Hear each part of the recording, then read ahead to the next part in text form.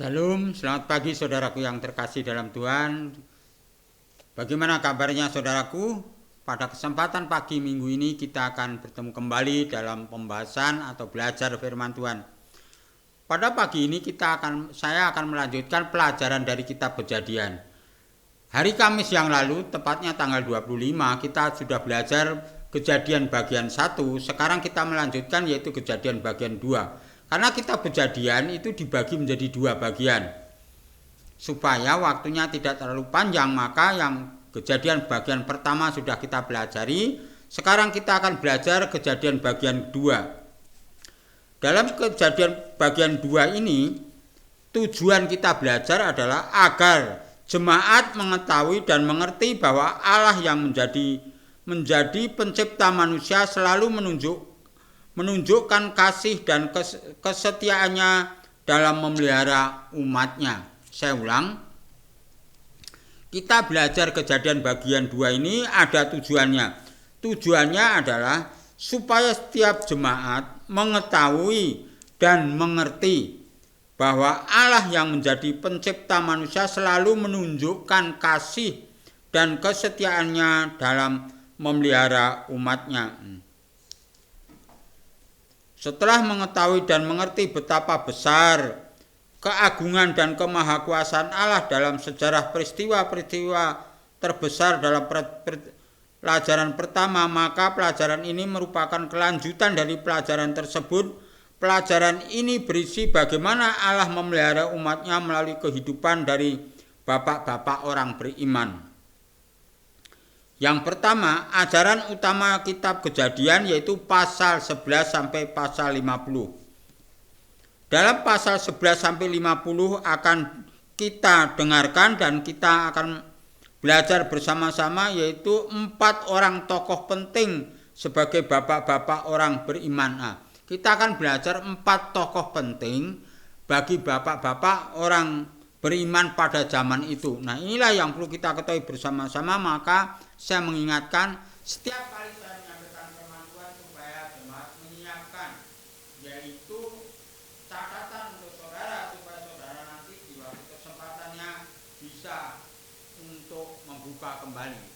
Nah, itu yang perlu kita ketahui bersama-sama di dalam firman Tuhan pada kesempatan pagi ini.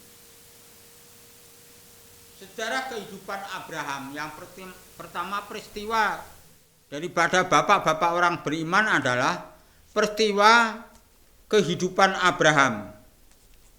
Abraham adalah seorang yang kuat imannya. Ia menerima panggilan Allah yang ajaib, kemudian ia meninggalkan tempat kediamannya untuk mengikuti panggilan Allah. Ia dituntun Allah menetap di Kanaan, di mana Abraham dengan iman menantikan kelahiran putra Allah yang dijanjikan.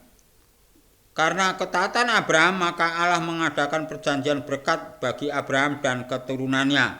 Melalui ketaatan Abraham, sehingga Allah berjanji untuk yaitu keturunan dan Abraham pada saat itu. Pak Yanto bisa menolong saya untuk membaca pasal 12 ayat 1 sampai 4. Kejadian 12 ayat 1 sampai dengan 4. Abram dipanggil Allah. Berfirmanlah Tuhan kepada Abram, pergilah dari negerimu dan dari sanak saudaramu dan dari rumah bapamu ke negeri yang akan kutunjukkan kepadamu. Aku akan membuat engkau menjadi bangsa yang besar dan memberkati engkau serta membuat namamu masyhur, dan engkau akan menjadi berkat. Aku akan memberkati orang-orang yang memberkati engkau dan mengutuk orang-orang yang mengutuk engkau, dan olehmu semua kaum di muka bumi akan menjadi berkat. Lalu pergilah Abram seperti yang difirmankan Tuhan kepadanya, dan Lot pun ikut bersama-sama dengan dia. Abram berumur 75 tahun ketika ia berangkat dari Haran. Ya, sering orang Kristen ditanya yaitu apakah nama Abraham pada waktu ia dipanggil oleh Allah untuk mengetahui hal itu, yaitu pasal 12 ayat 1. Itu pada waktu Abraham dipanggil itu nama aslinya di situ. Yaitu pasal 12 ayat 1, tolong Pak Yanto. Pasal 12 ayat 1, berfirmanlah Tuhan kepada Abram, pergilah dari negerimu dan dari sanak saudaramu, dan dari rumah bapamu ke negeri yang akan kutunjukkan kepadamu. Ya, Abraham awalnya namanya Abram. Jadi dari panggilan pertama Allah memanggil Abraham itu dari nama Abram, bukan Abraham ya. Itu terdapat di dalam pasal 12 ayat 1. Nah, apa tanggapan atau respon daripada panggilan itu? Saudara bisa melihat ayat 3. Pak Yanto membacakan ayat 3-nya. Ayat 3, aku akan memberkati orang-orang yang memberkati engkau, dan mengutuk orang-orang yang mengutuk engkau, dan olehmu semua kaum di muka bumi akan mendapat berkat. Ya, itulah yang panggilan yang menyebabkan respon daripada Abraham pada saat itu. Nah, apakah janji Allah diberikan kepada Abraham? Ya, saudara bisa membaca di dalam pasal 18 ayat 10 sampai 15.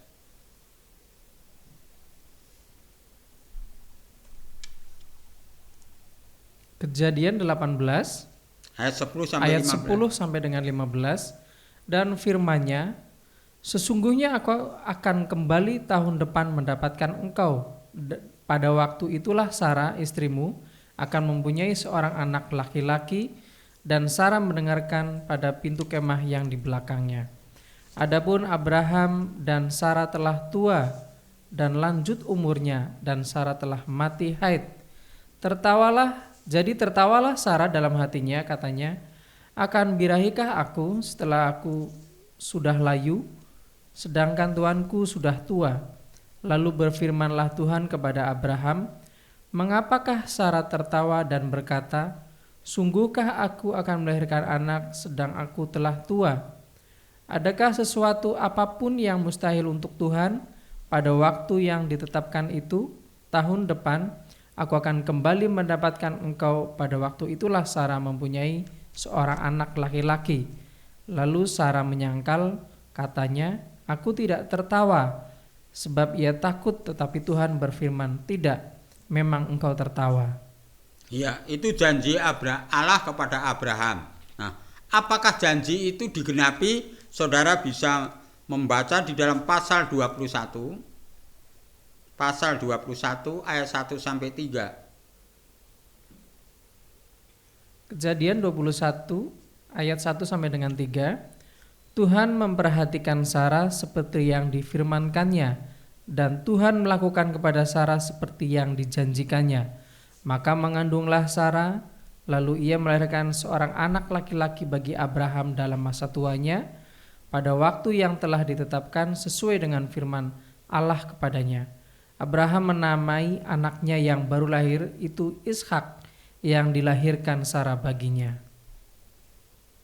Nah, itulah janji yang digenapi oleh Allah kepada Abraham. Nah, sekarang kita akan melihat yang lain, yaitu apakah janji Allah berikan, yaitu di dalam pasal 22.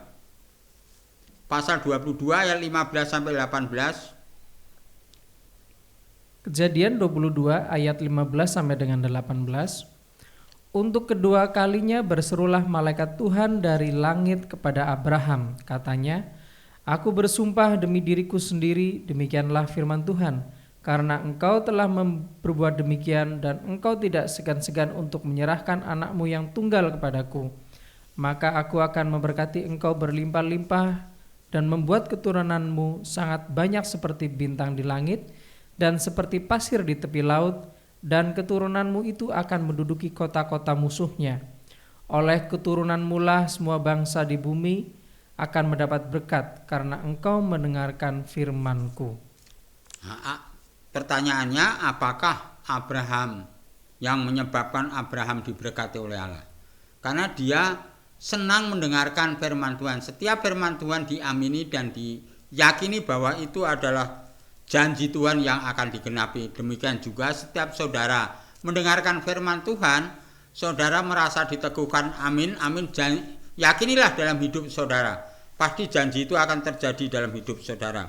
Itulah yaitu peristiwa yang pertama di dalam pasal 11 sampai 50 tentang peristiwa bapak-bapak orang beriman. Sekarang belajar daripada sejarah kehidupan Ishak. Kalau tadi sejarah kehidupannya Abraham, sekarang belajar sejarah kehidupannya Ishak. Ishak adalah anak perjanjian yang diberikan kepada Abraham.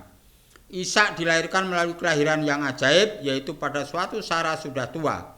Ishak adalah perantara yang menggenapi janji Allah. Melalui perjalanan hidup Ishak yang penuh suka dan duka itu, dapatlah dilihat lambang kehidupan yang dipakai Tuhan. Ishak diberkati oleh Tuhan. Nah, kita akan mendalami daripada kehidupan Ishak ini. Apakah Ishak lahir sebagai anak yang dijanjikan? Kita akan bisa melihat di dalam pasal 21 ayat 1 sampai 3. Kejadian 21 ayat 1 sampai dengan 3. Tuhan memperhatikan Sarah seperti yang difirmankannya, dan Tuhan melakukan kepada Sarah seperti yang dijanjikannya. Maka mengandunglah Sarah, lalu ia melahirkan seorang anak laki-laki bagi Abraham dalam masa tuanya, pada waktu yang telah ditetapkan sesuai dengan firman Allah kepadanya. Abraham menamai anaknya yang baru lahir itu Ishak, yang dilahirkan Sarah baginya. Ya, itu adalah perintah Allah kepada Abraham yang dapat dilakukan oleh Abraham kepada anaknya yaitu Ishak. Nah, kita akan melihat hal yang lain, apakah yang terjadi atas diri Ishak. Nah, apa yang terjadi pada diri Ishak yaitu pasal 22 ayat 9 sampai 12. Kejadian 22 ayat 9 sampai dengan 12. Sampailah mereka ke tempat yang dikatakan Allah kepadanya.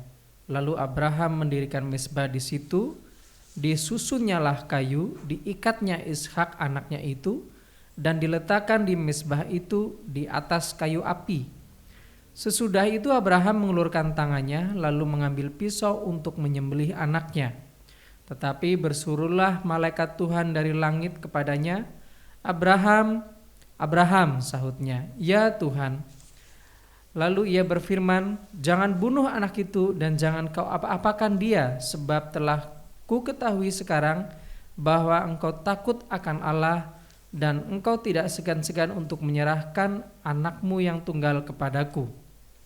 Ya, itu peristiwa tentang pengorbanan Abraham karena taat kepada perintah Tuhan. Itu terjadi di dalam pasal 22 ayat 9 sampai 12. Nah, sekarang kita akan melihat siapakah istri Ishak yang disiapkan oleh anak-anaknya. Nah, kita bisa melihat pasal 25 ayat 19 sampai 26. Kejadian 25 ayat 19 sampai dengan 26. Inilah riwayat keturunan Ishak anak Abraham. Abraham memperanakan Ishak. Dan Ishak berumur 40 tahun ketika Ribka anak Betuel, orang Aram dari padang Aram, saudara perempuan Laban, orang Aram itu, diambilnya menjadi istrinya. Berdoalah Ishak kepada Tuhan untuk istrinya, sebab istrinya itu mandul. Tuhan mengabulkan doanya sehingga Ribka, istrinya itu, mengandung. Tetapi anak-anaknya bertolak-tolakan di dalam rahimnya, dan ia berkata, "Jika demikian halnya, mengapa aku hidup?" Dan ia pergi meminta petunjuk kepada Tuhan. Firman Tuhan kepadanya, "Dua bangsa ada dalam kandunganmu, dan dua suku bangsa akan berpencar dari dalam rahimmu. Suku bangsa yang satu akan menjadi kuat dari yang lain, dan anak yang tua akan menjadi hamba kepada anak yang muda. Setelah genap harinya untuk bersalin, memang anak kembar yang di dalam kandungannya. Keluarlah yang pertama, warnanya merah, seluruh tubuhnya seperti jubah berbulu, sebab itu ia dinamai Esau. Sesudah itu keluarlah adiknya, tangannya memegang tumit Esau, sebab itu ia dinamai Yakub. Ishak berumur 60 tahun pada waktu mereka lahir." Ya, itulah sejarah terjadinya, yaitu istri daripada Ishak yang sudah disiapkan. Nah, sekarang kita akan melihat yaitu tentang apakah janji yang diberikan pada Yakub. Itu di dalam pasal 25 ayat 23 sampai 24. Itu janji tentang Yakub, ya. Firman Tuhan kepadanya, "Dua bangsa ada dalam kandunganmu, dan dua suku bangsa akan berpencar dari dalam rahimmu. Suku bangsa yang satu akan menjadi kuat dari yang lain, dan anak yang tua akan menjadi hamba kepada anak yang muda. Setelah genap harinya untuk bersalin, memang anak kembar yang di dalam kandungannya. Ya. Ini kita sudah belajar, yaitu yang baru kita dengar atau bahas ini tentang kehidupan Ishak. Yang pertama tadi kita belajar tentang kehidupan yaitu Abraham, terus yang kedua yaitu tentang Ishak, dan sekarang kita akan belajar yaitu tentang sejarah kehidupan Yakub. Ishak mempunyai dua kembar, anak kembar yaitu Yakub dan Esau. Di dalam pasal 25 ayat 24 yang sudah kita dengar bersama, dalam sejarah bapak-bapak orang beriman, Yakub terkenal karena membeli hak kesulungan kakaknya Esau dengan sepiring kacang merah. Itu terdapat di dalam pasal 25 ayat 34. Yakub sebelum menjadi orang beriman mengalami banyak pengalaman hidup yang sulit. Namun terlihat kemahakuasaan Allah dalam memelihara Yakub. Akhirnya Yakub menjadi orang yang sangat beriman dalam kehidupannya, menjadi orang percaya. Kita akan mendalami hal ini. Apakah yang dilakukan Yakub terhadap kakaknya? Saudara bisa melihat di dalam pasal 25, baca ayat 34. Kejadian 25 ayat 34. Lalu Yakub memberikan roti dan masakan kacang merah itu kepada Esau. Ia makan dan minum, lalu berdiri dan pergi. Demikianlah Esau memandang ringan hak kesulungan itu. Nah, sekarang kita akan melihat di dalam pasal 27 ayat 30 sampai 36. Kejadian 27 ayat 30 sampai 36. Setelah Ishak selesai memberkati Yakub dan baru saja Yakub keluar meninggalkan Ishak ayahnya, pulanglah Esau kakaknya dari berburu. Ia juga menyediakan makanan yang enak, lalu membawanya kepada ayahnya. Katanya kepada ayahnya, "Bapa, bangunlah dan makan daging buruan masakan anakmu, agar engkau memberkati aku." Tetapi kata Ishak ayahnya kepadanya, "Siapakah engkau ini?" Sahutnya, "Akulah anakmu, anak sulungmu Esau." Lalu terkejutlah Ishak dengan sangat serta berkata, "Siapakah gerangan dia yang memburu binatang itu dan yang telah membawanya kepadaku? Aku telah memakan semuanya sebelum engkau datang dan telah memberkati dia, dan dia akan tetap orang yang diberkati." Sesudah Esau mendengar perkataan ayahnya itu, meraung-raunglah ia dengan sangat keras dalam kepedihan hatinya, serta berkata kepada ayahnya, "Berkatilah aku ini juga ya Bapa." Jawab ayahnya, "Adikmu telah datang dengan tipu daya dan telah merampas berkat yang untukmu itu."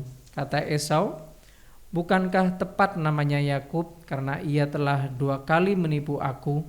Hak kesulunganku telah dirampasnya, dan sekarang dirampasnya pula berkat yang untukku." Lalu katanya, "Apakah Bapa tidak mempunyai berkat lain bagiku?" Ya, itulah janji berkat kepada Yakub. Nah, sekarang kita akan melihat dan membaca yaitu janji yang diberikan, berkat yang diberikan oleh Yakub. Terdapat di dalam pasal 28 ayat 10, dari ayat 10, Pak. Kejadian 28 ayat 10. Maka Yakub berangkat dari Beersheba dan pergi ke Haran. Ia sampai di suatu tempat dan bermalam di situ karena matahari telah terbenam. Ia mengambil sebuah batu yang terletak di tempat itu dan dipakainya sebagai alas kepala, lalu membaringkan dirinya di tempat itu. Maka bermimpilah ia di bumi ada didirikan sebuah tangga yang ujungnya sampai di langit, dan tampaklah malaikat-malaikat Allah turun naik di tangga itu. Berdirilah Tuhan di sampingnya dan berfirman, "Akulah Tuhan, Allah Abraham nenekmu dan Allah Ishak. Tanah tempat engkau berbaring ini akan kuberikan kepadamu dan kepada keturunanmu.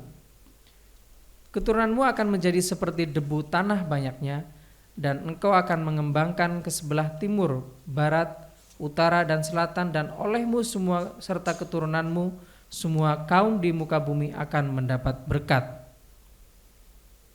Ya, itu adalah apa? Berkat-berkat yang dijanjikan oleh Tuhan kepada Yakub. Nah, yang terakhir pertanyaannya, kita belajar kehidupan daripada Yakub. Bagaimana hubungan Yakub dengan Esau? Kita bisa melihat dari pasal 33 ayat 1 sampai 5. Itu adalah menceritakan hubungannya Yakub dan Esau. Kejadian pasal 33 ayat 1 sampai 5. Yakub pun melayangkan pandangnya, lalu dilihatnya Esau datang dengan diiringi oleh 400 orang. Maka diserahkannyalah sebagian dari anak-anak itu kepada Lea dan sebagian kepada Rahel serta kepada kedua budak perempuan itu. Ia menempatkan budak-budak perempuan itu beserta anak-anak mereka di muka, Lea beserta anak-anaknya di belakang mereka, dan Rahel bersama Yusuf di belakang sekali. Dan ia sendiri berjalan di depan mereka, dan ia sujud sampai ke tanah 7 kali hingga ia sampai ke dekat kakaknya itu. Tetapi Esau berlari mendapatkan dia, didekapnya dia, dipeluk lehernya dan ciumnya dia, lalu bertangis-tangislah mereka. Kemudian Esau melayangkan pandangnya, dilihatnya perempuan-perempuan dan anak-anak itu, lalu ia bertanya, "Siapakah orang-orang yang beserta engkau itu?" Jawab Yakub, "Anak-anak yang telah dikaruniakan Allah kepada hambamu ini." Sesudah itu mendekatlah budak-budak perempuan itu beserta anak-anaknya, lalu mereka sujud. Mereka jugalah Lea beserta anak-anaknya, dan mereka pun sujud. Kemudian mendekatlah Yusuf beserta Rahel, dan mereka juga sujud. Berkatalah Esau, "Apakah maksudmu dengan seluruh pasukan yang telah bertemu dengan aku tadi?" Jawabnya, "Untuk mendapatkan kasih tuanku."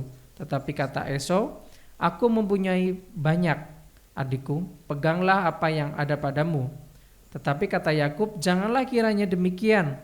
Jikalau aku telah mendapat kasihmu, terimalah persembahanku ini dari tanganku, karena memang melihat mukamu adalah bagiku serasa melihat wajah Allah, dan engkau pun berkenan menyambut aku." Ya, makasih Pak Yanto. Itu tentang bagaimana hubungan selanjutnya, yaitu Yakub dan Esau. Nah, sekarang kita akan belajar yaitu bapak orang beriman yang lainnya, karena kita sudah belajar tentang Abraham, tentang Ishak, dan tentang Yakub. Sekarang yang keempat di dalam kitab Kejadian adalah tentang kehidupan Yusuf. Keturunan dari Yakub menurut kitab Kejadian ada 12 orang. Dan di antaranya ada seorang yang mempunyai kisah hidup yang selalu berkenan kepada Allah. Namanya Yusuf. Dia sangat dibenci oleh saudara-saudaranya sehingga ia dijual. Saudara nanti bisa membaca pasal 37. Sampai suatu saat dia dimasukkan penjara, tetapi hidupnya tetap berkenan kepada Allah. Allah yang Maha Kuasa itu setia membimbing setiap orang yang melakukan kehendaknya. Sehingga akhirnya Yusuf menjadi penguasa di Mesir, yaitu di dalam Kejadian 41 ayat 40, karena ia dapat meramal mimpi Raja Firaun, pasal 41 ayat 25 sampai 36, sebagai orang yang penuh dengan roh Allah. Yusuf dalam kehidupannya selalu berkenan kepada Allah. Saudara-saudaranya yang pernah mengkhianati dia tetap dikasihaninya, dan pada akhirnya semua keluarga Yusuf itu tinggal bersama-sama dengan dia di tanah Mesir, yaitu pasal 47 ayat 11 sampai 12. Nah, lebih rinci lagi saudara bisa melihat berapakah keturunan Yakub. Saudara bisa membaca pasal 35. Kita melihat yaitu perjalanan Yusuf ke Mesir dalam pasal 37.